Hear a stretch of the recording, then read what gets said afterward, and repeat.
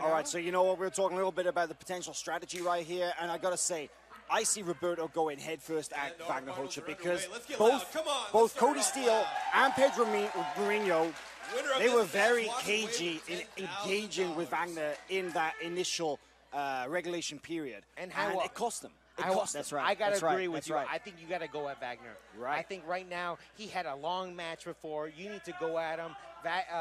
Roberto's a young stud. He needs to just attack. Yeah, you know, I think what we'll see is you will see Jiménez coming forward fast, trying to get that body lock, trying to go up and around at the back. But the thing is, man, he's got to get through so many barriers. Ooh, nice pull there. Attack. He's got to try and get through those barriers because, you know, every single thing that Vagner does is just so aggressive and offensive, and it's going to make your life difficult. Well, and also, the few times that I've seen Vagner lose, it's when he's been kind of overwhelmed. The person he was competing against just kind of, they just kept coming and yeah, exactly. And they kind of got ahead of him, right? Sort of like that the Tyro Tolo match, right? Yeah, and you're not going to out-muscle him. You're not going to break his will, never. But you could out-hustle Well, him. like a good example is that, like JT Torres versus him. Right. That was a good example of that. You know, JT kind of put that pressure on and on and on and on and on and on. But it was hustle rather than muscle. That's right. And I think that's what Roberto got. He can go like full bore, just all out from start to finish. And that's one match I've been dying to see is that JT Torres versus Lucas Valenche match that we had set up for 3CG. I would love to see that. Oh my goodness! And you know, JT is known for one of the. I trained with JT back in 2006, and he was a black belt, 18 years old. Phenomenal. And he was like one of the strongest, groupiest guys. So I'm curious to see how that would turn out. Love to see it, man. I really like the fact that Roberto is mixing things up. He's using the traditional close guard. He was using that spin underneath for the the Berimbolo style leg attacks, and then back up and wrestling once again. This is a complete display of grappling. The pull he had was very aggressive, and he had a. But you know what he did it though, Brandon? He did it to get away from this right here, this interlocking of the fingers that Vagner does, that he loves. You know, he likes playing that mercy game. He really does. Yeah, I mean, you felt the hand slap earlier, Brandon. Do you want to let him grab and squeeze your fingers? No, I don't. Hell no. I don't. You're right. Look at the size of his hands. He came over here. That was the most aggressive high five I've ever received. Imagine going home to a slap of that on your face. Oh, yeah. The thing about Vagner, man, he used to work in construction back in the day. And you know what? The guys at Fight Sports, like way back in the day, they used to tell me, he'd just be working on a construction site all day. He'd come into the gym, kick everybody's ass, and he'd be like, see you tomorrow, guys. And then go off and just do another 8-9 hour day of hard labor. That's insane. All these professional athletes are caring for themselves and doing all the recovery. Wagner's he's just pure grit. And just breaking walls down and drinking. You just have the name Vagner, you're tough. You know, just that name alone. Wow. Man, I gotta say, I think if I was Roberto Jiménez, I would be keeping my hands to myself as much as possible. Well, I would not be going fingers in the lace with Vagner. Vagner does a good job of. Nice pull there. Yeah, that was interesting. They kind of both went for a takedown at the same time, and Roberto using that clinch to come around into this kind of koala bear position. Let's see if he can. Oh, now slams are legal. That's legal. That was legal. Slams are legal. That's right. That's legal. It's the first we've seen in this whole tournament.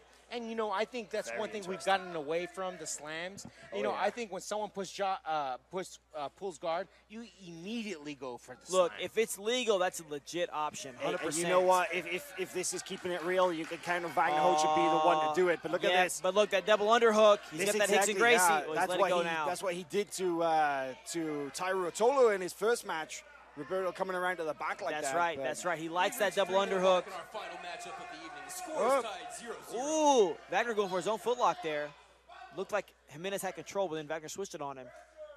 You know, I mentioned it earlier about how Vagner has been in on the mat with some of the best leg lockers in the world, and most of the time he's come out pretty well from those. Very rarely have you actually seen him get caught with leg locks. I mean, so Roberto, I think the leg locks is not really his game. He's training out of Fight Sports out of Miami. I mean, you got Cyborg. I'm sure you have many people who are training, leg locks and all that. But what's unusual is he doesn't have the classic defense to some of those positions. He's a little bit awkward as far as. Well, maybe not awkward, non-traditional with how he defends. Yeah, that's right? A good non-traditional. Now, look at that pressure, that squeeze. Now he's in that single leg X there. Jiménez needs to get that foot back on the hip. Vagner Rocha has a very well-developed passing style. It's kind of like a floating pass that he does. And he showed me a couple of elements of it once when we managed to spend some time on the mat. And it is incredible the amount of pressure that he can generate from top position and stay mobile at the same time. So if he starts settling his hips down onto the legs of Jiménez, man, it's actually amazing what he can do from there. But let's see. He's trying to get into that. There he goes, right, hips down. Now you see how he's killing that butterfly hook? Do you guys think that forward pressure at the same time? Do you think Jiménez is being too passive right now? No, I don't think so. I think he's biding his time. Yeah, you know what? I think he's being smart. He's being aggressive enough. It's not like he's not doing nothing. He's out there. He's working, but he's not being reckless, right? Yes, we've got 90 seconds left in regulation. Let's get loud for these two. Come on. And you can see again, like you mentioned, he's killing that inside leg, right? If you take away one leg, you only got one to deal with, and I really like that approach to passing. And you can see he controls that outside leg, so he knows where the legs are at all times, and he's going to be able to hand fight and then get in close. Wagner wants to close the distance. You can see that very clearly. He wants to get in close, get that head position. Good 1 minute remaining. Look at this. Look at this. 1 minute remaining, and Roberto Jiménez flipping it. Oh, truck position, almost coming around to the back here. Vagner Rocha rolling through as best he can. Roberto's got the hips. He should have kept pushing the hip down there. This could be dangerous now. I think he's going to slam him back. The slams are legal. It's legal. He could forward roll here, and it could be dangerous. That's legal. That's legal. Now Wagner's got to do some serious hand fighting here. He's got 30 seconds left. He's tied up well with that figure 4 lock there. You can see Jiménez has the foot hooked underneath. Jiménez needs to go for the finish right here. Yeah, he's got 23 seconds left. I don't think he's going to get it at this point, but I'm not at all surprised by the fact that he was able to get the back. I mean, that was definitely his best chance at this point. And that's something you got to be careful leaving that arm behind. Wagner's out there. Nice. 10 seconds. All right, 5 seconds here. No points for that sequence because Roberto didn't set the hooks. He only had the body triangle. But when they go to the overtime period, I'm pretty sure that Roberto, he's going to get the choice. Yeah, you're right. That's a good point. That's a good point. So what do you guys pick? If you're Jiménez, what do you do? Bottom close guard. He's had success with it all night. He's done it twice already, and it's worked really well for him. So I think you will see him do it again. Yes, he's been taking the back, and I feel like sequence of the match, that is for sure. I mean, those slams of What do you think about the figure 4 no points? What do you think about it? It's always controversial. Yeah, it is controversial. I mean, I think it's an even better control than double hooks, so I would like to see it get points. Yeah. Hey, this is the thing. Like it's hard to score. It's hard to score. That's right. When you really start evaluating it. That's the issue. It's hard to score, actually. All right, so from bottom now, let's see what Roberto Jiménez can do. Straight up to his feet is Vagner. Yeah, good strategy for Wagner because Jiménez has had success when the person is on their knees. That's a great strategy for Wagner standing up, just kind of eliminating that arm cross or that double underhook position. That's exactly what he needs to do. Yeah, he manages to back up and away, but, Roberto has also got a great open guard, so... But the main action we've seen from Jiménez has been from the close guard. So I think that's the best strategy that Wagner has at this point. Wrestling up. That could be it there. Up Jiménez. Wow, and he ran into a brick wall. That brick wall, Vagner Rocha. You heard him grunt and sprawl and just shut down that sit-up double leg. Wagner just laughed that off. It was a good attempt from Jiménez. He was tight on the single. And one place where Wagner really, he shows his skills is where he needs to prove himself, right? Whereas prove a wall, sprawl. Yeah, you know what? When he gets in those make-or-break moments, he normally makes it. And again, shutting down that leg, taking one leg out, controlling the free leg. Now we've seen Jiménez here earlier in the match. We saw Wagner in similar positions against Pedro as well, and he was very comfortable there. So that's right. Well, you mentioned before, he's been on the mat with some of the best leg lockers, and it's rare that he does get caught with those leg locks. Yeah, well, the thing about Wagner is that he, unlike some guys, he just doesn't freak out, ever. Doesn't matter what position you put him in, he just doesn't freak out. Oh, no, this is good work. Hey. This is good work. Good hip control there. Could be a twister. He's going to want to... Man, he came very close to there was an opportunity there. Yeah, that was his chance, I think.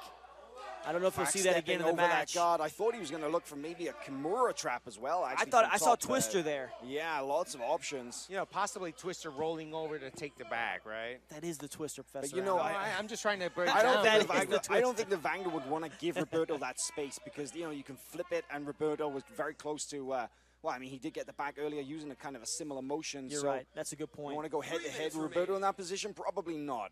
And in general, I think Vagner prefers the Kimura, right? That's kind of his preference.